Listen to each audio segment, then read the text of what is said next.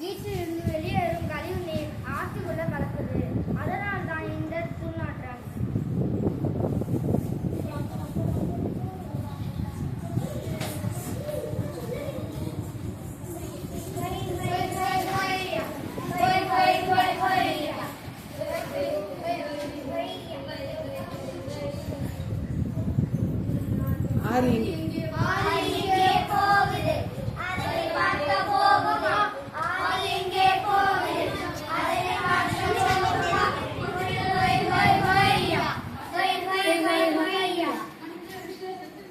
நீ யாரப்பா?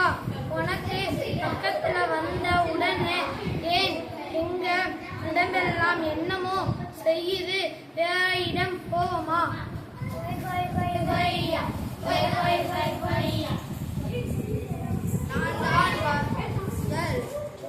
உணவுப் பொருட்களை விளைவிக்கிறேன். விளைச்சலை அதிகப்படுத்த உரம், பூச்சிக்கொல்லி மருந்துகளை மனிதர்கள் பயன்படுத்துறாங்க.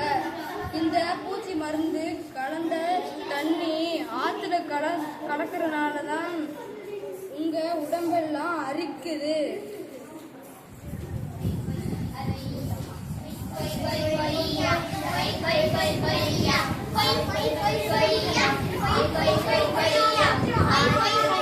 ஆறு எங்கே போகுது? அதனை பார்க்க போவோமா? ஆறு எங்கே போகுது? அதனை பார்க்க போவோமா?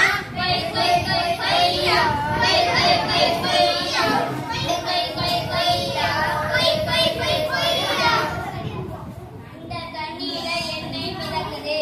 ஐயோ, உடம்பெல்லாம் பிசு பிசுன்னு ஒட்டுது. மூச்சு விட முடியல. இடமெல்லாம் எரியுது. வா வா, நம்ம பழைய இடத்திற்கே போயிடலாம்.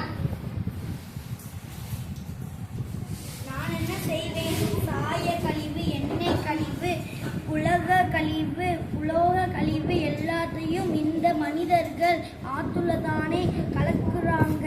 அதனால்தான் ஆறு சாக்கடையா மாறி போச்சு.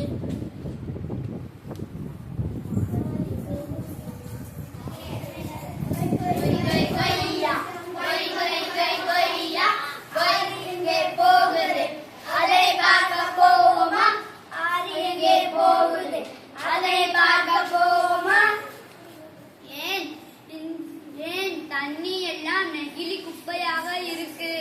இதெல்லாம் எங்கு இருந்து வருது? மனிதர்கள் துணி பைகளை பயன்படுத்தாமல் நெகிழி பைகளை அதிகமாக பயன்படுத்துவாங்க. அதை முறையா மறுசுழற்சி செய்யாமல் நீர்நிலையில தூக்கி எறிவாங்க. அதன் தண்ணியில குப்பையாக இருக்கு.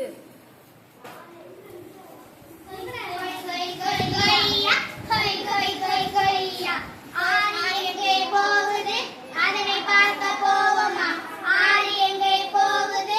அதனை பார்க்க போவோமா? பறவைகளின் சத்தமும் பட்டாம்பூச்சிகளின் பறப்பது ரொம்ப நல்லா இருக்கு. பூக்களை பார்க்க அழகாக இருக்கு. தண்ணீரும் சுத்தமாக இருக்கு. இங்கே வந்த உடனே நமக்கு மகிழ்ச்சியாக இருக்குல்ல. இது என்ன இடம்? நான் தான் மலையடி வாரத்தில் உள்ள காடு. ஆறு உற்பத்தி ஆனவுடன் முதலில் என்னிடம்தான் ஓடி வருது. மனிதர்கள் நடமாட்டம் இல்லாததால இந்த இடத்துல தண்ணீர் சுத்தமா இருக்கு.